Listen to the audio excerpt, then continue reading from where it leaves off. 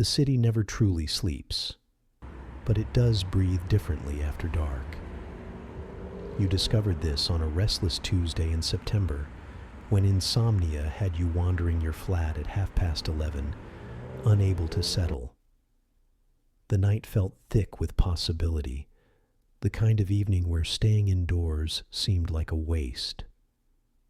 You remembered the narrow door at the end of the corridor, the one marked roof access that everyone ignored.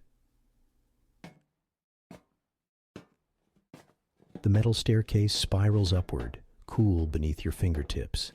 Each step releases a soft creak. The banister, painted decades ago in institutional green, shows wear where countless hands have gripped it.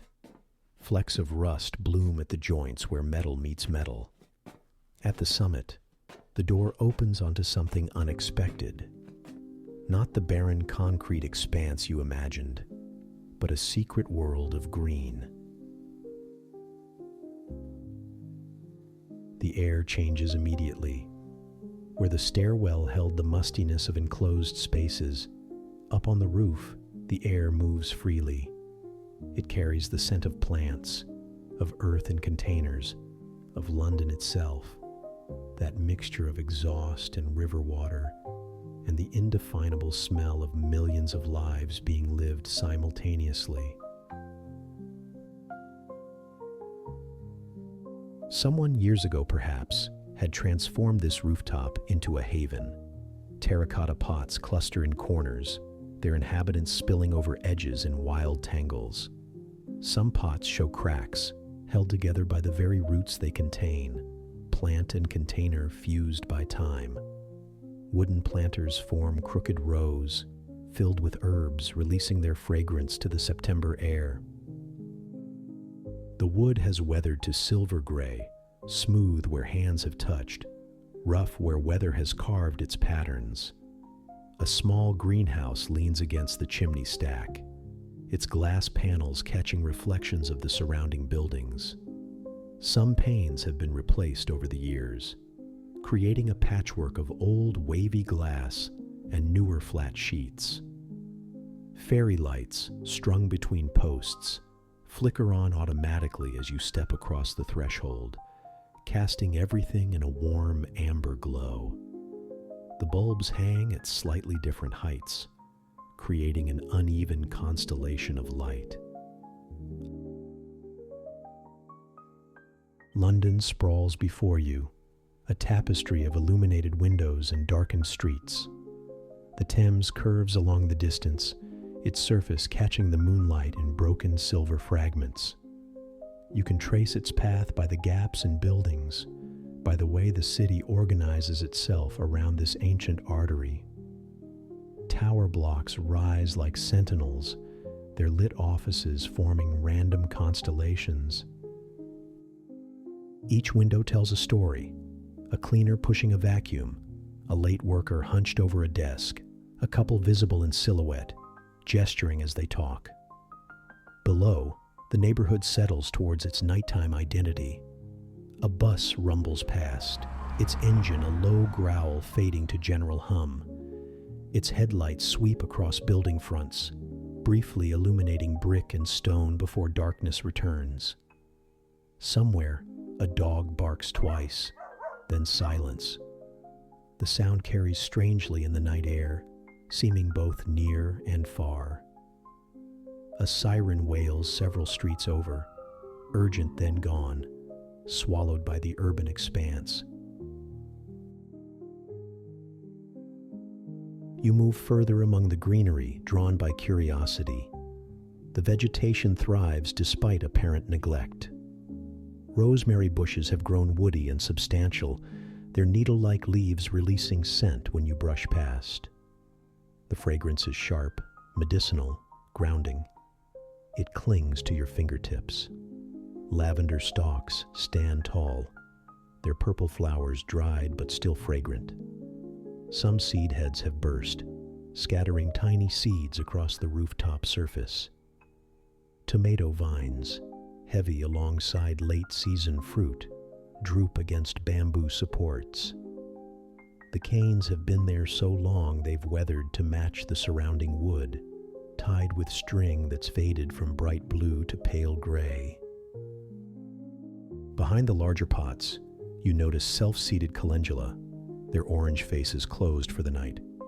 Time creeps between cracks in the rooftop surface, its tiny leaves forming a fragrant mat. Someone cared for this place once, deeply. You can see it in the thoughtful placement of each element, in the way the space has been arranged to catch sun and shelter from wind. A weathered seat sits near the edge, positioned to face the cityscape. Its planks are gray with age, worn smooth by weather and use. You settle onto it, feeling the slight give of aged timber. The wood holds the day's warmth, a gentle heat seeping into your clothes. Someone has carved initials into one corner, R and J, surrounded by a lopsided heart. You trace them with one finger, wondering about their story. Up at this height, perspective shifts. You are part of the city, yet separate, suspended between earth and sky, observer rather than participant. The rooftop surface stretches around you, its tarred surface patched and repatched over decades. Moss grows in sheltered corners. Small puddles from yesterday's rain reflect the sky. The sounds layer themselves towards something almost musical. Traffic on the main road creates a bass line, constant and reassuring. Voices drift up off the pavement, words indistinct but cadence clear. Their footsteps recede, the argument unresolved. A window slams shut. A cat yowls. Life continuing, moment by moment, all around. Above, the sky holds that peculiar London darkness, never quite black, always tinged orange by street lamps below. Light pollution paints the clouds from underneath, giving them substance and definition. You notice a watering can tucked beneath the seat, its green paint chipped and faded. The metal shows rust at the seams, but holds water still. Rising, you fill it at an outdoor tap hidden behind the greenhouse. The tap protests with a squeak before water flows. It runs cold at first, then slightly warmer, the pipes having held the day's heat. The water splashes against the metal interior, a bright sound seeming too loud in the quiet. You begin working your way around, tipping water inside each pot, watching it darken the soil and disappear down to roots below. The soil releases its scent when wetted, that particular smell of earth and growing things. The act proves meditative. There is no rush, no deadline, just you and these living things, sharing this moment on this roof in this vast city. The mint receives a generous helping, its leaves perking up almost immediately. Water beads on the fuzzy surface before being absorbed. The scent intensifies, sharp and cooling. The basil, stems thick after the season's growth, drinks deeply. Its leaves have gone slightly purple at the edges, responding to the cooler nights. A struggling fuchsia in the corner gets extra attention, its pink blooms drooping but not defeated. You remember fuchsias from your grandmother's garden, though hers were red. The memory surfaces gently, without pain. Each pot has its own character, its own story. A chipped terracotta containing sage, the leaves soft and gray-green. A blue-glazed pot home to oregano, wild and sprawling. A plastic container, practical rather than beautiful, where parsley grows in abundance. You water them all equally, offering care without judgment.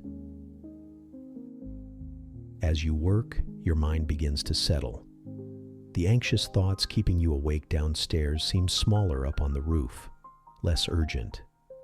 That email you forgot to send, the appointment you need to schedule, the conversation that didn't go quite right. All of it recedes, not disappeared, just placed in proper proportion. The physical task grounds you. Lift, pour, move on. The repetition becomes its own kind of peace. Shoulders drop away, jaw unclenches. You hadn't realized how tightly you'd been holding yourself. Breathing steadies to the rhythm of the work. In, out. Fill, pour. Step, breathe. Finishing the watering, you return to the wooden seat. The city continues its nocturnal conversation. The temperature has dropped slightly, autumn asserting itself. You pull your cardigan tighter, grateful for its warmth. The wool still holds the scent of the lavender sachet you keep in your drawer. The season is changing. You can feel it in the air. Summer's heavy heat has given way to something crisper, cleaner. There's an edge now, a hint of the cold that will come. But for now, it's perfect. Cool enough to be refreshing, warm enough to be comfortable. The vegetation senses the shift too. Some have already begun retreating, leaves yellowing at the edges, flowers setting seed for next year's growth. The tomatoes are among the last holdouts, still producing fruit, still reaching toward the diminishing sun. In a few weeks, frost will come, and this growing season will end. But not yet. Not tonight. A sound behind you, subtle but distinct. The door opening, footsteps on the metal stairs. Not hurried, not hesitant. Someone comfortable with this route. Your solitude, it seems, is about to be shared. An elderly woman emerges onto the roof, moving carefully, but possessing the confidence of familiarity. Each step is considered, but sure. She wears a quilted dressing gown over pajamas, gray hair pinned up in a loose arrangement. A few strands have escaped, silver in the fairy light glow. Spotting you, she pauses, then smiles, carrying genuine warmth rather than surprise. Her face creates a map of years, deep lines around eyes and mouth that speak of much laughter. I thought I heard someone up on the roof, she says, her voice holding a slight rasp of age. I'm Isabel, flat 7B. You shake your head to indicate she's welcome, gesture towards the seat. She settles beside you, releasing a soft sigh of satisfaction, as though she has been walking a long distance and finally found a place to rest. She gazes out at the cityscape, possessing obvious affection. Her eyes track across familiar landmarks, a lifetime of knowing these streets written in her expression. The elderly woman seems content to simply sit at first, her presence neither intrusive nor demanding. She pulls her dressing gown closer, settles more fully against the wood. After a while, she gestures towards various sections around you. Robert contributed the greenhouse, she explains without words, pointing. Her hand moves to indicate a section of planters. Jenny supplied those. The fairy lights were hers, strung up for a party one summer decades ago. Her fingers trace the string where it hangs nearest, testing its strength, checking the bulbs. A group of them created this space back in the 70s. You understand easily as you watch her gestures and the way she touches things, possessing familiarity. 6 keen gardeners who would come up after work, tend things together, share wine on Friday evenings. You can almost see them, younger, vibrant, full of plans. The roof must have been brilliant then, in its heyday. People moved away, passed on, lost interest over the years. Her hand makes a gesture of scattering, of loss. Everything sort of fell by the wayside eventually. Her knees aren't what they were. She taps them ruefully. The stairs became harder to manage. Once or twice a week became once a month, became this. coming up when she heard footsteps, curious who else had discovered the space. You understand from her gestures and the way she touches things with familiarity.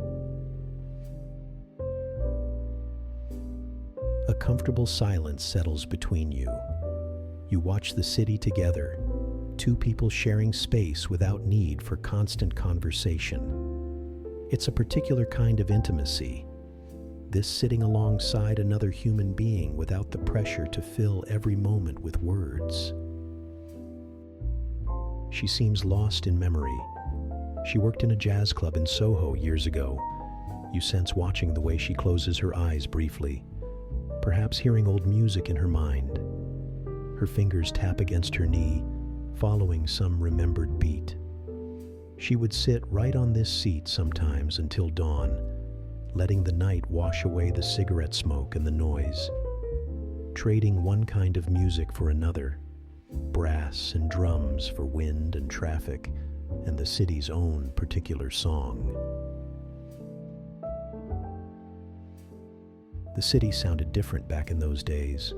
Fewer cars, more voices. The underground ran less frequently. You could hear pub closing time, the sudden surge of conversation as people spilled onto pavements.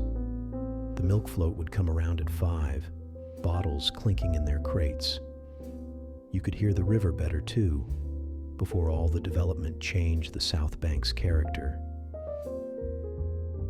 The peace at this height feels timeless. Up on the roof, you can see how it all fits together. The buses connecting neighborhoods, following routes established over centuries. The lights in windows where people are living small, important lives, cooking dinner, arguing, crying, laughing, simply being. Each window a world unto itself. Down there, you're caught in the chaos, one thread among millions. Up at this height, you can appreciate the pattern. See how the city functions as a living organism, breathing in workers each morning, breathing them out each evening. Watch the way traffic flows like blood through arteries. Observe the neural network of lit windows communicating across darkness. A breeze picks up, rustling amongst the foliage. The sound is like paper or distant applause or waves on a shore. The fairy lights sway slightly, creating shifting shadows across the space. Light and dark dance together, never quite still. Isabel pulls her dressing gown closer, but makes no move to leave. She seems as reluctant as you to break this moment, this unexpected meeting at midnight on a September rooftop. She notices the tomatoes, heavy on their vines. They need harvesting, she says. They'll split if heavy rain comes, the skins unable to contain the swelling fruit. Would you mind? She asks. Her hands tremble slightly as she holds them up, showing you why she asks. Age has stolen steadiness, though clearly not spirit. You rise and move towards the tomato vines, gently twisting the ripe fruit off their stems. Each one releases easily when ready, reluctant when not. You learn quickly to read the signs. The harvest comes away easily, warm and slightly dusty. The skins still hold the day's heat, smooth beneath your fingertips. You collect everything in the hem of your cardigan, forming a makeshift basket. The weight grows pleasantly, a tangible result of effort. Isabel watches approvingly, her expression soft in the amber light. You deposit the harvest on the seat between you. The tomatoes arrange themselves in a small pile, their deep purple-red skin almost black in the low light. She picks one up, examining it possessing something like pride. Cherokee purple, heirloom variety. Her fingers trace the uneven shape, the way these old varieties refuse to conform to commercial standards. Marcus grew the first ones. They've been self-seeding ever since, each generation slightly different, adapting, surviving. Survivors. Like her, you think. Like all of them who built this place and saw it through decades. She hands you one, gesturing for you to taste it. You bite. The flavor explodes across your tongue, sweet and acidic and utterly fresh. Nothing like supermarket tomatoes, those pale imitations bred for shelf life rather than taste. This tastes like summer condensed, like sunshine and soil and rain and time. Juice runs down your chin and you laugh, catching it on your hand. The spontaneous joy of it, this simple, perfect thing. Isabel laughs too, a sound full of genuine delight. Her laugh has layers: amusement, satisfaction, memory. She's shared tomatoes on this roof before, passed this same pleasure to other hands. You sit together eating tomatoes, occasionally wiping your hands on clothes. Seeds stick to your fingers. Juice stains your cardigan. None of it matters. The act feels almost ceremonial, a small ritual of harvest and gratitude. Humans have done this since the beginning. Gathered food, shared it, celebrated abundance. The setting may be unusual, a London rooftop rather than a field, but the essence remains unchanged. Finishing, Isabel gathers the stems and drops everything inside a compost bin you hadn't noticed before, tucked behind the greenhouse. Even this has been thought through, the cycle of growth and decay and rebirth continuing. She glances at her watch, mentions her program will be starting soon. Old detective shows mostly.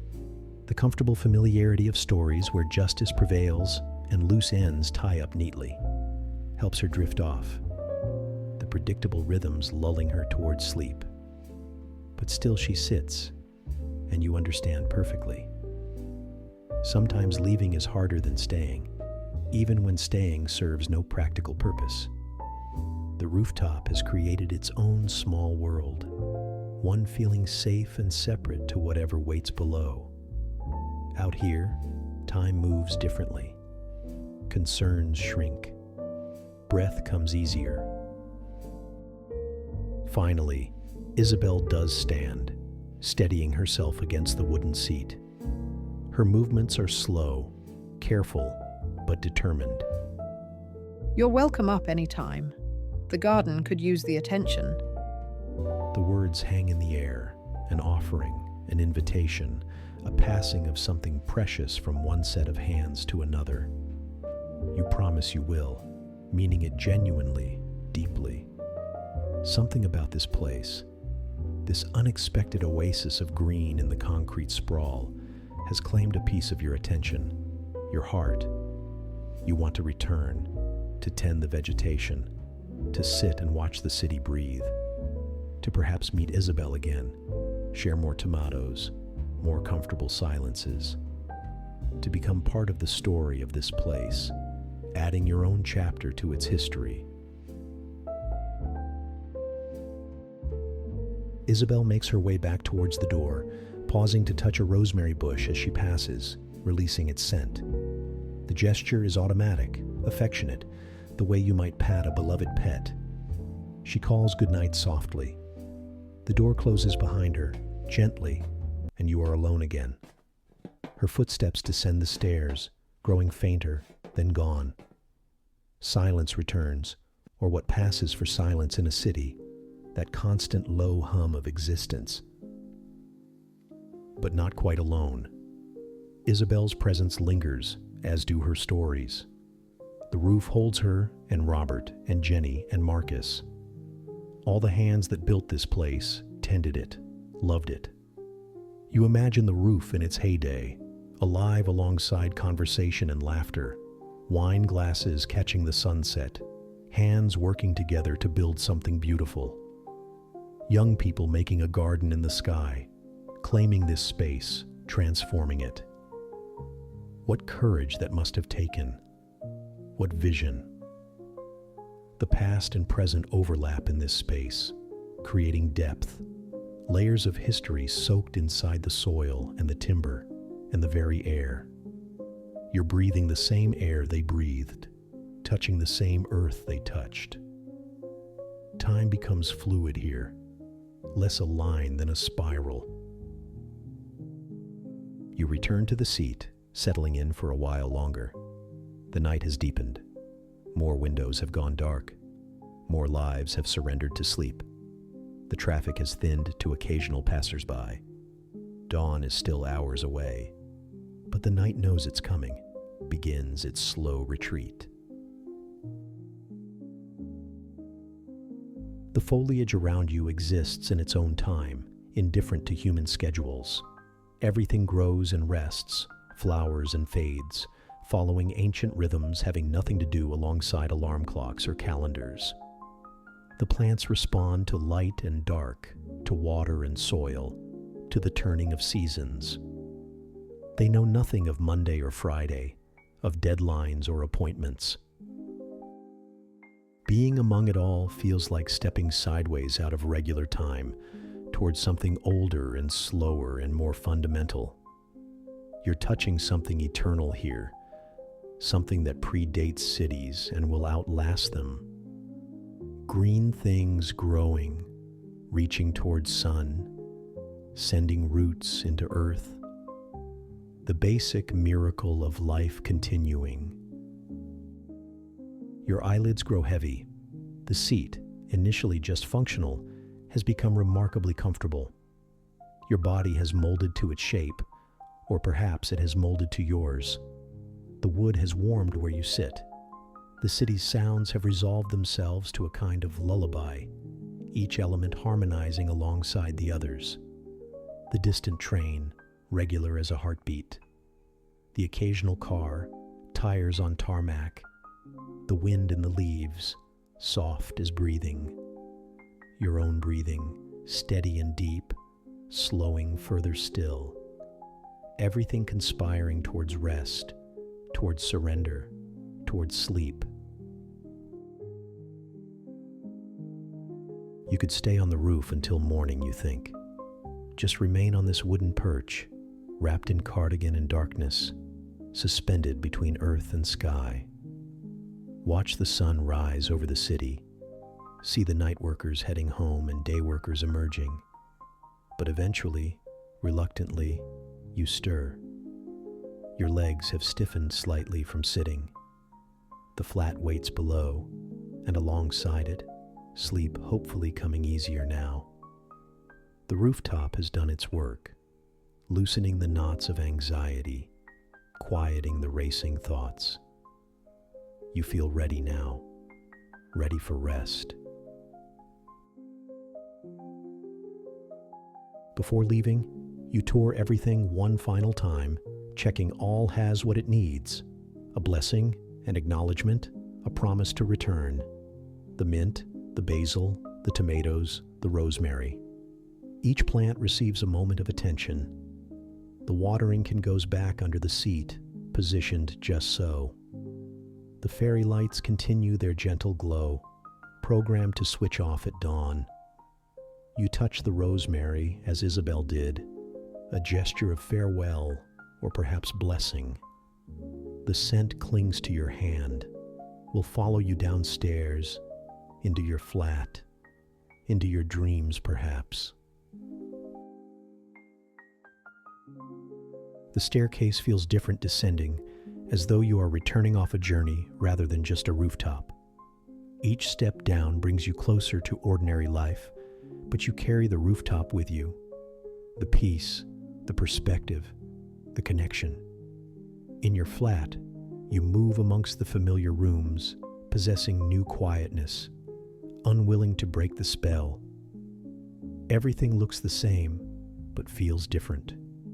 The clutter that bothered you earlier now seems unimportant. The unwashed dishes can wait. The emails will still be there tomorrow.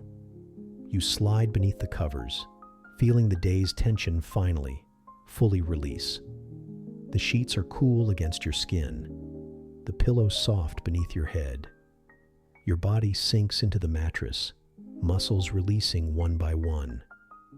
Outside, the city continues, but you have found your place inside it, a secret shared by vegetation and stars, and one elderly woman who remembers jazz clubs and Friday evening wine. Tomorrow, or rather tonight, you will return. The rooftop space will be waiting, patient and eternal, offering its peace to anyone willing to climb the stairs and step past the door. The plants will need watering again. The tomatoes will continue ripening. The fairy lights will flicker on as darkness falls. Perhaps Isabel will be there. Perhaps you'll be alone. Either way, you know now where to go when sleep won't come, when the world feels too loud, when you need to remember that you are both part of something vast and precious in your own small way. For now, though, sleep comes, deep and dreamless and complete. No more fighting, no more resistance, just surrender, sweet and easy. The last thing you hear before consciousness fades is the faint sound of a train passing in the night, carrying its passengers towards morning, towards home, towards rest.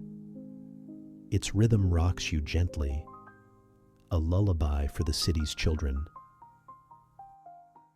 Your breathing slows further, matches its pace, then slows even more, and then nothing. Just darkness and peace and sleep. Good night.